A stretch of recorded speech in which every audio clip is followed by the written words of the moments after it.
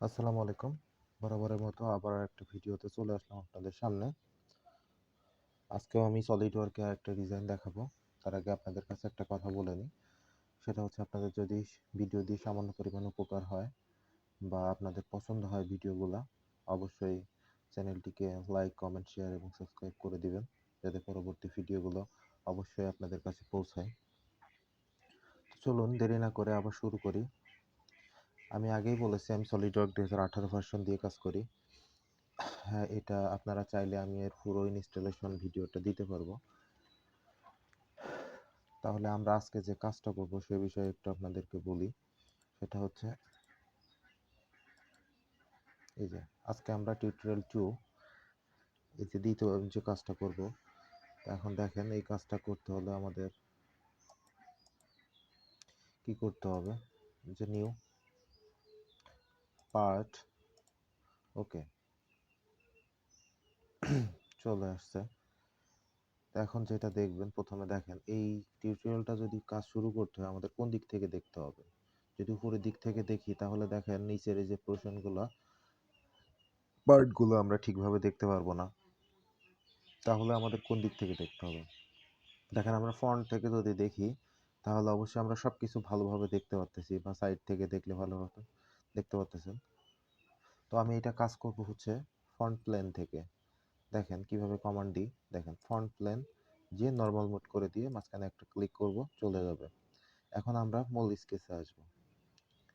তো সলিডওয়ার্কের একটা সুবিধা সেটা হচ্ছে এই যে প্রথমে এক্সিসটা অঙ্কন করে এই যে এই চিত্রটা দেখেন, আমি উপরের পার্ট বা নিচের পার্ট যে কোনো একটা আঁকার পরে যদি মিরর করি তো অপর একটা পার্ট হয়ে যাবে।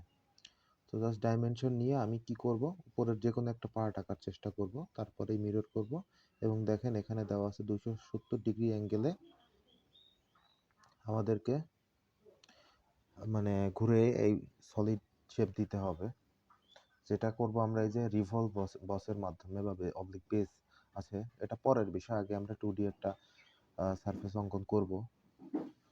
তাহলে শুরুতে আমরা এক্সিস আঁকাবো এবং এক্সিসের পরে জাস্ট খালি হাতে যেভাবে আঁকাই ওইভাবে জাস্ট এখান থেকে এই যে স্কেচের এই যে এখান থেকে আমরা এই লাইন কমান্ড নিয়ে সুন্দর করে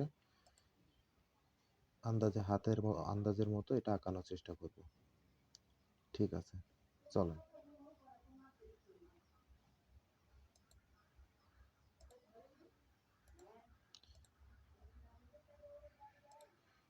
সেন্টার লাইন এই যে দেখেন,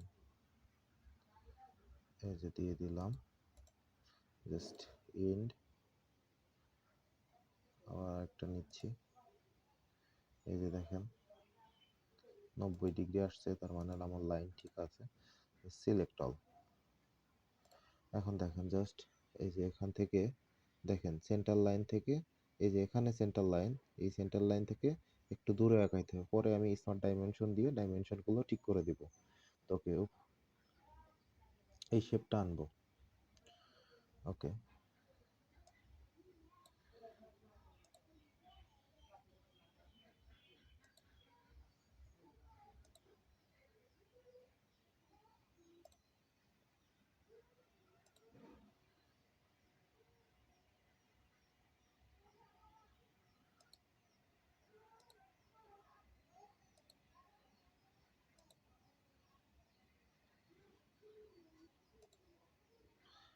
দেখেন আসছি, আসার পরে আবার এই দিকে যাব।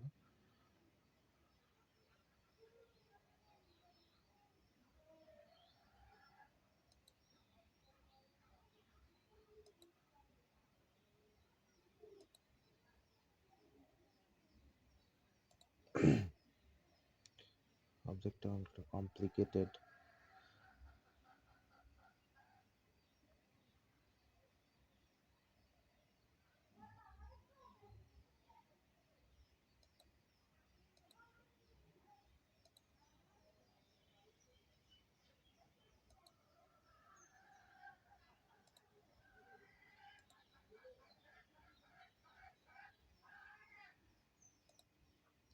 জাস্ট এটা নিচে চলে আসবে, ভেরিয়েন্ট চেঞ্জ করবো।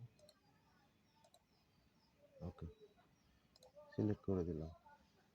দেখেন আপাতত কেমন হয়েছে জানি না, তবে চেষ্টা করেছি যে একটা চেইন নেওয়ার। এখন দেখেন এই যে এই মিডিল পয়েন্ট থেকে কত দূরত্ব দেখেন, মিডিল পয়েন্ট থেকে এই যে এই পোর্শন পর্যন্ত আসতে এই যে 30 মিলিমিটার পর্যন্ত দেওয়া আছে, 30 মিলিমিটার। তো 30 মিলিমিটার অর্ধেক, তাহলে কত নিতে হবে? অবশ্যই 15। তাহলে স্মার্ট ডাইমেনশন এটা থেকে এটার দূরত্ব হবে হচ্ছে 15। এখন দেখেন 15 নিলাম। এখন তাহলে দেখেন এই যে এই কর্নার থেকে উপরে দূরত্ব দেওয়া আছে হচ্ছে 45 দেওয়া আছে পুরোটা। তাহলে 45-এর অর্ধেক নিতে হবে আমাদের। 45-এর অর্ধেক যদি নিতে চাই,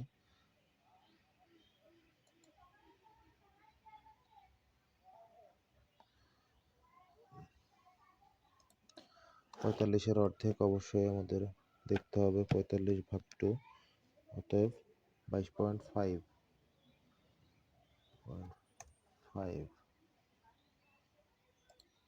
এখন দেখেন এটা 22.5 এবং উপরের এই যে এইটুকু হবে হচ্ছে 10 মিলিমিটার। ওকে, 10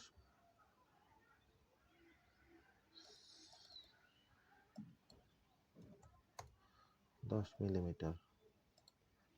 এবার দেখেন 10 মিলিমিটার দিয়েছি।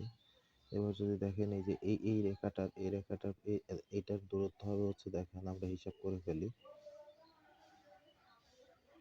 এই যে এইটার দূরত্ব হবে হচ্ছে, এটার দূরত্ব দেওয়া আছে দেখেন 45। তাহলে 45-এর অর্ধেক হচ্ছে 22.5, যার থেকে 15 বাদ যাবে। তাহলে 22.5 মাইনাস 15,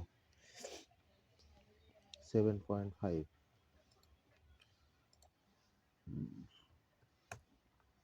7.5 দেখেন, আপনাদের প্রত্যেকটা ডাইমেনশন ক্লিয়ার করার চেষ্টা করতেছি। এবার দেখেন এটা দেখেন 58 দেওয়া আছে, 58-র হাফ করবেন এবং 58-র হাফ থেকে প্রথম 58 থেকে 45 বাদ দেন। 45 বাদ দিলে যেটা থাকবে তার অর্ধেক করে দিবেন। সহজ হিসাব, 58 মাইনাস 45 ভাগ 2 অর্থাৎ 7.5, 6.5।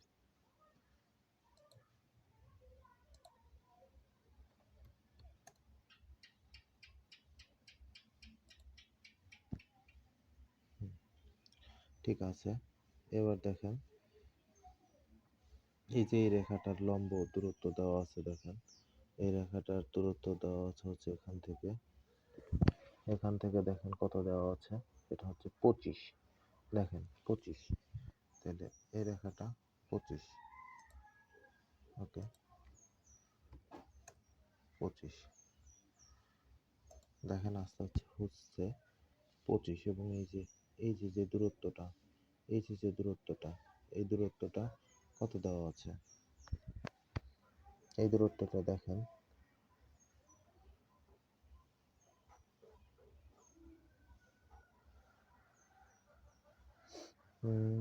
এই দূরত্বটা এখানে দেখেন এই দূরত্বটা দেওয়া আছে 4। অর্থাৎ এই যে এইটা এই যে এখান থেকে দূরত্বটা দেওয়া আছে 4, এখান থেকে দূরত্বটা দেওয়া আছে হচ্ছে 4, আর হচ্ছে এই যে এই উপরের দূরত্বটা, এই দূরত্বটা দেওয়া আছে যে এখানে 6। দেখেন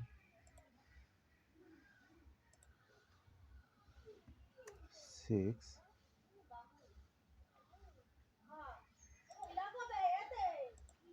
4,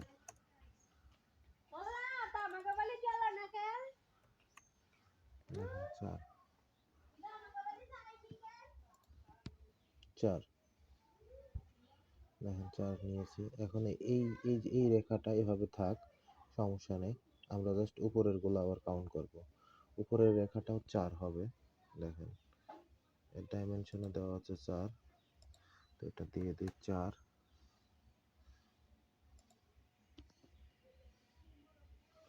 এই যে এই রেখাটার হিসেব করি আমরা, এই রেখাটা দেওয়া আছে দেখেন, এই রেখাটা এই যে এইটা দেওয়া আছে 138, তারপরে দেওয়া আছে 128। 138 এবং 128 থেকে বাদ দিয়ে 2 দিয়ে ভাগ দিব, অর্থাৎ 10, 5 থাকতেছে। দেখেন হিসাব করে 5। তাহলে এই যে এই রেখাটা,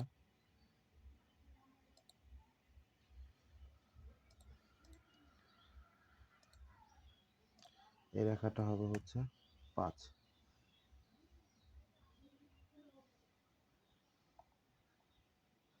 দেখেন এখানে অনেকটা প্যাচ লাগছে, যার কারণে আমি জুম করলাম। এখন দেখেন এই রেখাটা 5 দিয়েছি, দেওয়ার পরে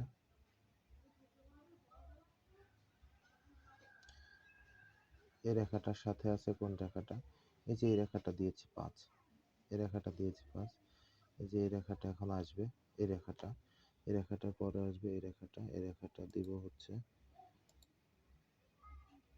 8। দেখেন খেয়াল করে, এই দেখেন 8 দেওয়া, ওকে 8।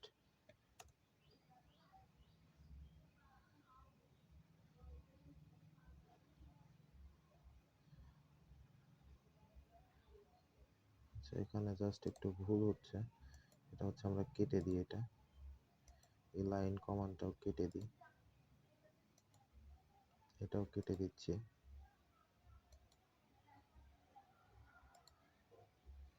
দেখেন নতুন করে লাইন কমান্ড নিচ্ছি, এই যে এখান থেকে জাস্ট উল্টাই গেছিল এই সুবিধার্থে, এই দেখেন নিচ্ছি, আমার ইচ্ছা মতো নিচ্ছি, এটা জাস্ট সোজা হয় যেন।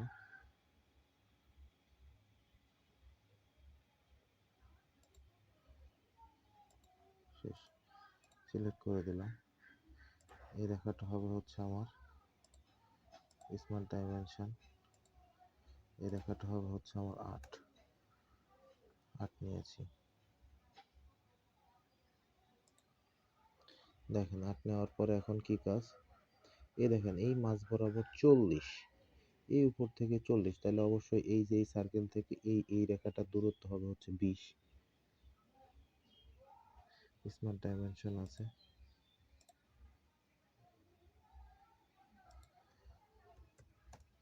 20। দেখেন 20 নিয়েছি।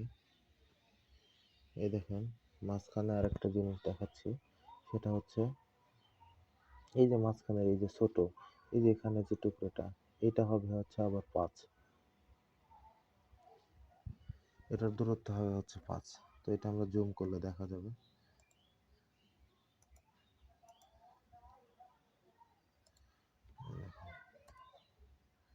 5 দিয়ে দিলাম।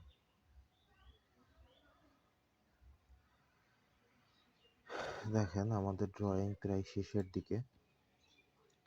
দেখেন আমরা কিন্তু একটা পোর্শন মোটামুটি ক্লিয়ারলি আঁকতে পেরেছি। দেখেন মিলাই নেন। এখন দেখেন জাস্ট মিরর করে এই সাইডে বসিয়ে দিব। দেখেন ক্লিয়ারলি হয়ে গেছে। আমার জাস্ট ডাইমেনশনগুলো দিছি ওদের মতো, আমি জাস্ট হাফ করে আঁকাই নিছি সহজ সুবিধার্থে। দেখেন মিরর করব, এই দেখেন মিরর করলাম। জাস্ট এখানে এসে আমি কোন অ্যাক্সিসে মিরর করতে চাচ্ছি, এই দেখেন এই অ্যাক্সিসে মিরর করতে চাচ্ছি, এই যে ক্লিক করে দিলাম, শেষ। এখন যেটা করব সেটা হচ্ছে রিভলভ করতে হবে। কত ডিগ্রি, 270 ডিগ্রিতে রিভলভ করব। দেখলে এই যে এরকম চলে আসবে। চলেন ঠিক আছে, 270 রিভলভ কীভাবে করি। প্রথমে চলে যেতে আমাদের ফিচার্সে, তারপরে এই দেখেন রিভলভ বস। তো এখন কি করতে হবে, কোন এক্সিসের সাপেক্ষে হচ্ছে আমরা রিভলভটা করব, তাহলে আমরা অবশ্যই এই এক্সিসের সাপেক্ষে করব। এই এক্সিসের সাপেক্ষে দেখেন অলরেডি একটা সিমিলার ডায়াগ্রাম আমাদের দিয়েছে। এখন কত ডিগ্রি করতে বলছে আমাদেরকে, 270 ডিগ্রি। দেখেন একটা এন্টার দিলাম, দেখেন এন্টার দেওয়ার পরে টিক চিহ্ন দিলাম। দেখেন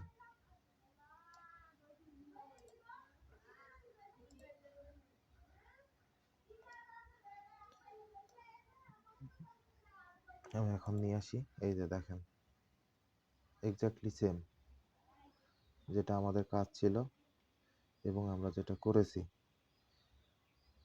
ভিডিও ভালো লাগলে অবশ্যই লাইক কমেন্ট শেয়ার করবেন। ধন্যবাদ সকলকে।